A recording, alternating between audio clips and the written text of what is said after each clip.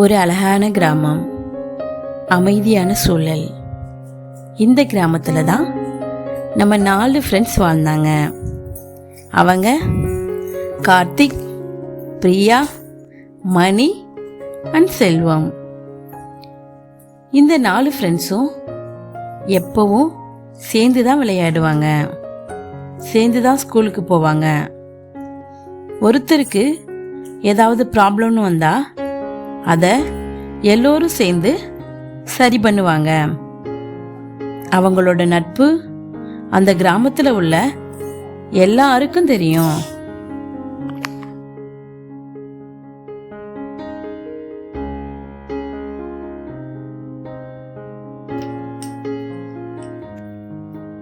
ஒரு நாள் ஸ்கூல்ல டீச்சர் ஒரு முக்கியமான அனௌன்ஸ்மெண்ட் பண்ணாங்க.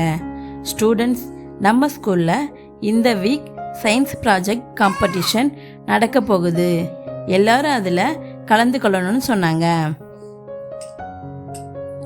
ஸ்கூல் விட்ட உடனே பிரியா சீரியஸாக ப்ராஜெக்டை பற்றி பிளான் பண்ண ஆரம்பிச்சிட்டா.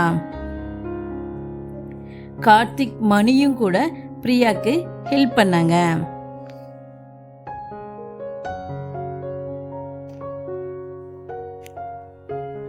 ஆனால் செல்வம் மட்டும், அட இது என்னடா ப்ராஜெக்ட் தானே, இது என்ன அவ்வளோ பெரிய விஷயமான்னு நினச்சான். செல்வம் நினச்சா நாம் ஏன் கஷ்டப்படணும், அதுதான் இன்டர்நெட் இருக்குல்ல, அதில் ஒரு காப்பி பண்ணிட்டா முடிஞ்சிருச்சு அப்படின்னு நினச்சான். செல்வம் வீட்டுக்கு போய் இன்டர்நெட்டில் இருந்து ப்ராஜெக்டை காப்பி பண்ணி பிரிண்ட் அவுட் எடுத்து வந்தான்.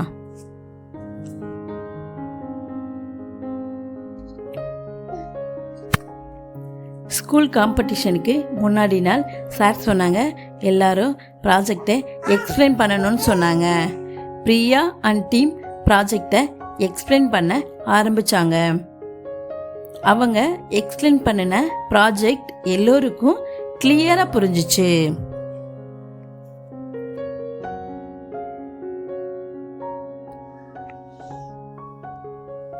சார் ரொம்ப இம்ப்ரெஸ் ஆயிட்டாங்க.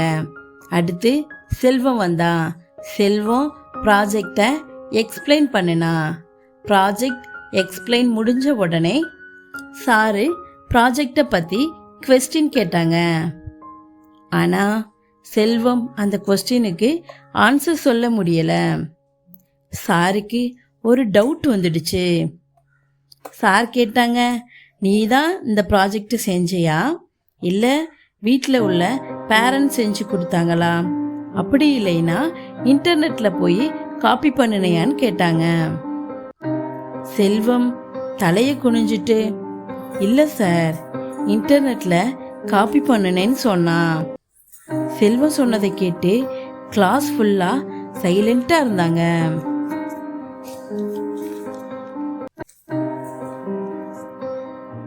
சார் செல்வத்தை கூப்பிட்டு காமா சொன்னாங்க, செல்வம், வெற்றி கிடைக்கணும்னா நாம் கஷ்டப்பட்டு முயற்சி செய்யணும். ஷார்ட்கட்டில் வெற்றி பெறணும்னா பெறணும்னு நினச்சா நம்மளால் எதுவும் கற்றுக்க முடியாதுன்னு சார் சொன்னாங்க. செல்வம் சொன்னா, இனிமே நான் இந்த மாதிரி தவற செய்யவே மாட்டேன் சார் அப்படின்னு சொன்னான். செல்வம் கிளாஸ் விட்ட உடனே கிளாஸுக்கு வெளியே போய் ஒரு மரத்துக்கு அடியில் உட்காந்து ரொம்ப அப்செட்டாக உட்காந்துருந்தான். அப்போது அவன் ஃப்ரெண்ட்ஸ் அங்கே வந்தாங்க. பரவாயில்லடா, நாளைக்கு தானே ப்ராஜெக்ட் காம்படிஷன், நாம் எல்லோரும் சேர்ந்து உனக்காக ப்ராஜெக்ட் செய்யலாம், நாங்கள் உனக்கு ஹெல்ப் பண்ணுறோம் அப்படின்னு சொன்னாங்க.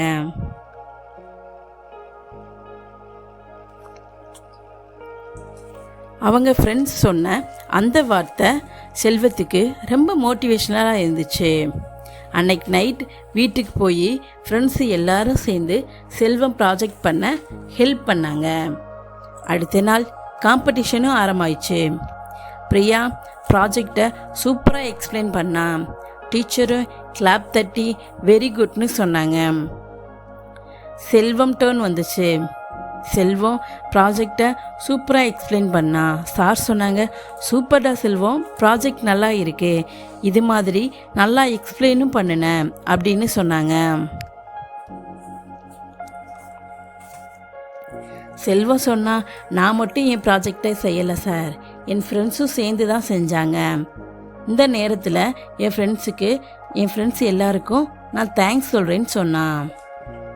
அந்த காம்படிஷனில் பிரியா ஃபர்ஸ்ட் ப்ரைஸ் வாங்கினா, செல்வம் செகண்ட் ப்ரைஸ் வாங்கினா. அந்த நாள் அந்த 4 ஃப்ரெண்ட்ஸுக்கும் ரொம்ப சந்தோஷமான நாளாக இருந்துச்சு. அந்த நாள்லேருந்து செல்வம் ஒரு முக்கியமான லெசனை கற்றுக்கிட்டான். நேர்மையும் முயற்சியும் இருந்தால் தான் உண்மையான வெற்றி கிடைக்கும்னு. ஷார்ட்கட்டில் கற்றுக்கிறது சீக்கிரம் மறந்துடும். ஆனால் நல்லா முயற்சி செஞ்சு ஹார்ட் ஒர்க்கில் கற்றுக்கிறது தான் நம்மளுக்கு எப்பயுமே கடைசி வரைக்கும் கை கொடுக்கும் அப்படிங்கிறத செல்வம் புரிஞ்சுக்கிட்டான். நீங்கள் எப்படி ஃப்ரெண்ட்ஸ்? நீங்கள் ஷார்ட்கட்டில் கற்றுக்குவீங்களா இல்லை ஹார்ட் ஒர்க் பண்ணி கற்றுக்குவீங்களா அப்படிங்கிறத கமெண்ட்ஸில் சொல்லுங்கள். இந்த ஸ்டோரி உங்களுக்கு பிடிச்சிருச்சுன்னா ப்ளீஸ் சப்ஸ்கிரைப் பண்ணி சப்போர்ட் பண்ணுங்கள். தேங்க்யூ.